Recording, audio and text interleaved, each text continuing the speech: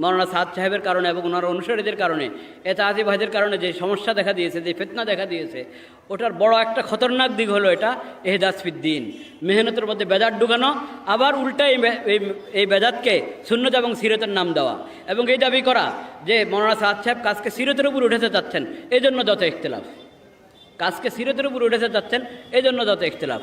নতুবা ওই অন্যরা চায় না সিরতের উপরে কাজ উঠেছে, অন্যরা চায় যে মাশায়েখের তাজরিবার ভিত্তিতে কাজ করবে, উনি চান সিরত মোতাবেক কাজ করবেন, এজন্য দ্বন্দ্ব। বলেন নাউজুবিল্লাহ। মানে ইহদাস করছে, নব আবিষ্কার করছে, বিধানে হাত দিচ্ছে, আবার ওটাকে সিরত নাম দিচ্ছে, সুন্নত নাম দিচ্ছে। কত ভয়াবহ এটা! এবং সেটার জন্য তাহরিফ করতে হচ্ছে। এজন্য প্রতিটা জিনিসের মধ্যে এই কমপক্ষে 3টা অপরাধ, 3টা অন্যায় থাকবে। সেজন্য ওলামায়ে কেরাম ফিকিরমন্দ হয়ে এই বিষয়ে তম্বি করা ইমানি দায়িত্ব মনে করেছেন, সেজন্য তম্বি করেছেন। এটা তো একটা দিক বললাম। এরকমভাবে আল্লাহ তাআলা হেদায়েতের জন্য পাঠিয়েছেন নবী রাসূলদেরকে। সর্বশেষ নবী, আখির নবী হযরত মুহাম্মদ মুস্তাফা সাল্লাল্লাহু আলাইহি ওয়াসাল্লাম, খাতামুন নবিয়্যিন লা নবিয়্যা বাদাহু। হযরত মুহাম্মদ মুস্তাফা সাল্লাল্লাহু আলাইহি সাল্লাম এবং আগের যত নবী রাসূল এসেছেন, আল্লাহ সবাইকে হেদায়েতের জন্য পাঠিয়েছেন। তাদের সিরতকে আল্লাহ তাআলা নমুনা বানিয়েছেন, উসওয়ায়ে হাসানা বানিয়েছেন। তাদের সিরত পেশ করতে হবে উম্মতের সামনে, ওখান থেকে উম্মত যাতে আদর্শ গ্রহণ করতে পারে, শিক্ষা গ্রহণ করতে পারে। মৌলানা সাদ সাহেবের একটা সমস্যা, অনেক দিন থেকে, বেশ পুরানো সমস্যা। আমরা ভেবেছি মুসা আলাইহিস সালামের ব্যাপারে আক্রমণাত্মক কথা বলার পরে যখন রুজু করেছে, এটা হয়তো উনি এখন ছেড়ে দেবেন, এটা এই কাজ আর করবেন না। কিন্তু এই কাজ এখন উনি করে যাচ্ছেন। নবীদের সিরত, নবী রাসূলদের সিরত, ওনাদের ঘটনা এমনভাবে পেশ করেন যে ওখানে উনি ত্রুটি দেখাচ্ছেন নবীদের, যে নবী খেয়াল করেন নাই, ওনার ভুল হয়ে গেছে, এটা খেয়াল করা দরকার ছিল, খেয়াল করেন নাই। এই ভঙ্গিতে উনি উপস্থাপন করেন নবী রাসূলদের ঘটনা। বলেন নাউযুবিল্লাহ। একবারে কাছাকাছি সময়ের ঘটনা আছে। 24/9/2019, 24/9/2019 সুলাইমান আলাইহিস সালামের ব্যাপারে ঘটনা। সুলাইমান আলাইহিস সালামের ঘটনা যেটা কোরআনে প্রশংসা দিয়ে শুরু করেছেন আল্লাহ তাআলা, নি'মাল আবদু ইন্নাহু আওয়াব।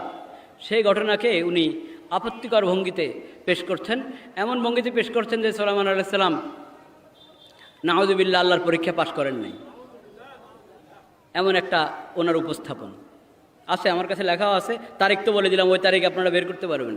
বাদ ফজরের বয়ান 24/9, আমার কাগজটা দিলে ভালো, 24/9/2019 তারিখটা বললাম, বাদ ফজরের বয়ান। আপনারা নিজেরাই সার্চ করে বের করতে পারবেন।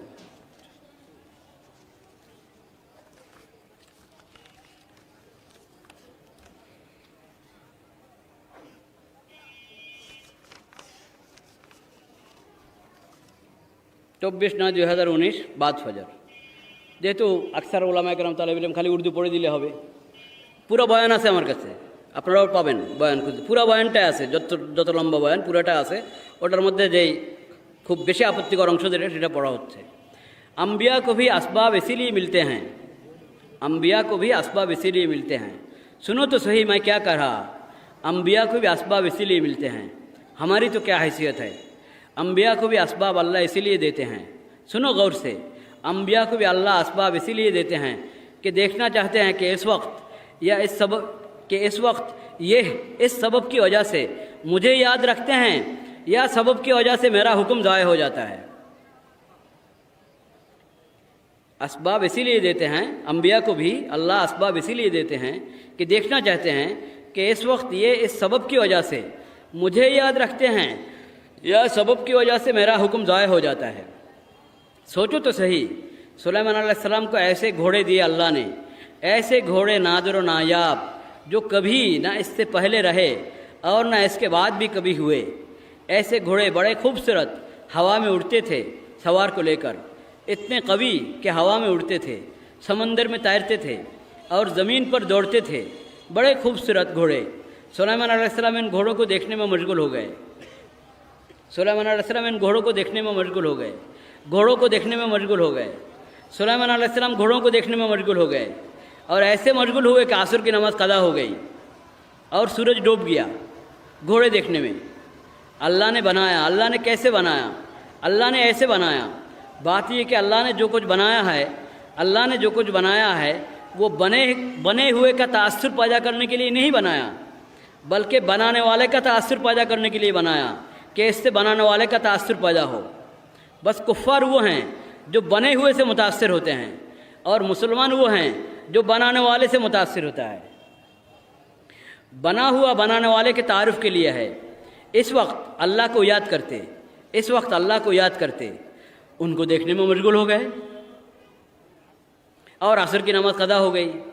देखा वक्त, अरे असर नहीं पढ़ी, इतना गम असर की नमाज के कदा होने का।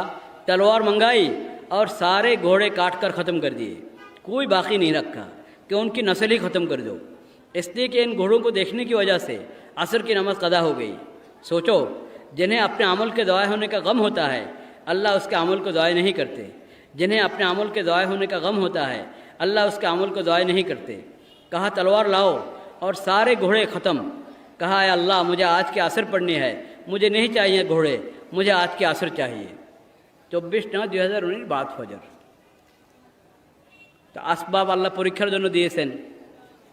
ওই পরীক্ষার মধ্যে ওনার ভাষা হলো, সুলাইমান আলাইহিস সালামের দরকার ছিল এখন আল্লাহকে স্মরণ করা, তা না করে উনি ঘোড়া দেখার মধ্যে মগ্ন হয়ে গেলেন। আল্লাহকে স্মরণ করা দরকার ছিল, দুইবার বলছেন আল্লাহকে স্মরণ করা দরকার ছিল, এখন আল্লাহকে স্মরণ করা দরকার ছিল, কিন্তু উনি ঘোড়া দেখতে ব্যস্ত হয়ে গেলেন। সুলাইমান আলাইহিস সালামের এই ঘোড়াগুলো, ওইগুলো আল্লাহ রাস্তার ঘোড়া ছিল না? এগুলো তো আল্লাহ রাস্তার ঘোড়া ছিল নাকি? দুনিয়াদারদের দুনিয়ার ধন সম্পদ যেমন থাকে দুনিয়াদারদের, ওরকম ঘোড়া ছিল সুলাইমান আলাইহিস সালামের? কথা বলেন না কেন? সুলাইমান আলাইহিস সালামের ঘোড়াগুলো আল্লাহ রাস্তার ঘোড়া ছিল না? তো আল্লাহ রাস্তার ঘোড়ার দেখভাল করে, এটা তো নেক আমল। তুমি তো আল্লাহ রাস্তার ঘোড়ার দেখভাল করছেন, এই দেখভাল করছেন, লম্বা সময় নিয়ে দেখভাল করছেন। এর ভিতরে ওনার ওই দিনের ওজিফা, কোরআনে তো জিকিরের কথা আছে, কোরআনের শব্দ তো হলো জিকির। ওই দিনের যেই জিকিরের ওজিফা সেটা থেকে গেছে, সেটার জন্য সুলাইমান আলাইহিস সালামের আফসোস হয়েছে। উনি নিয়েছেন, এক তফসির আছে ওই জিকিরের দ্বারা উদ্দেশ্য আসরের নামাজ শুনে সেটা নিয়েছে, কিন্তু তফসিরওয়ালারা বা কোরআনের মধ্যে কে কথা বলেছে যে এটা আসবাবের পরীক্ষার মধ্যে সুলাইমান আলাইহিস সালাম সফল হন নাই, এবং উনি এই আসবাব দেখতে গিয়ে খালেকা আসবাবকে ভুলে গেছেন। মুসলমান তো জিনিস দেখে জিনিসের বানানোওয়ালাকে দেখার জন্য, কিন্তু সুলাইমান আলাইহিস সালাম তো জিনিসের মধ্যে মগ্ন হয়ে গেছেন। জিনিসের বানানোওয়ালা যিনি, ওই আসবাবের বানানোওয়ালা যিনি, তার জিকির তার ইয়াদের কথা ভুলে গেছেন। এ হলো ওনার উপস্থাপন। এটা কি আপত্তিকর কিনা? আপত্তিকর। এটার মধ্যে বেয়াদবির আশঙ্কা আছে কি নাই? আছে। তো এটা কি কোনো দায়ের জন্য সাজে? যে নবী রসুলকে আল্লাহ তাআলা হেদায়েতের জন্য এবং আদর্শ হিসাবে পাঠিয়েছেন, তাদের সিরতের ঘটনা কোরআন প্রশংসা হিসেবে আনে, আপনি ওটার মধ্যে বাড়ায়া চাড়ায় নিজের থেকে অনেক কথা যুক্ত করে ওটাকে আপত্তিকর ভঙ্গিতে পেশ করেন। এটা কি আহলে সুন্নাত ওয়াল জামাতের তরিকা? তাহলে আহলে সুন্নাত কোনো দিনই জামাতের দিনই জিম্মাদারের জন্য এরকম উসলুব, এরকম আন্দাজ খাটে, শোভা পায়? তো এটা তো শেষ হয় নাই। মুসা আলাইহিস সালামের ব্যাপারে বলেছেন, তো আরও কঠিন কথা বলেছেন সেখানে। সেটা থেকে রুজু করার পর এখন এই 2019-এর মধ্যে আবার সুলাইমান আলাইহিস সালামের ব্যাপারে বলছেন, এটা 24/9-এর মধ্যে। আবার আরও আগে 17 জুন 2019 বাদ ফজর, সেখানেও সুলাইমান আলাইহিস সালামের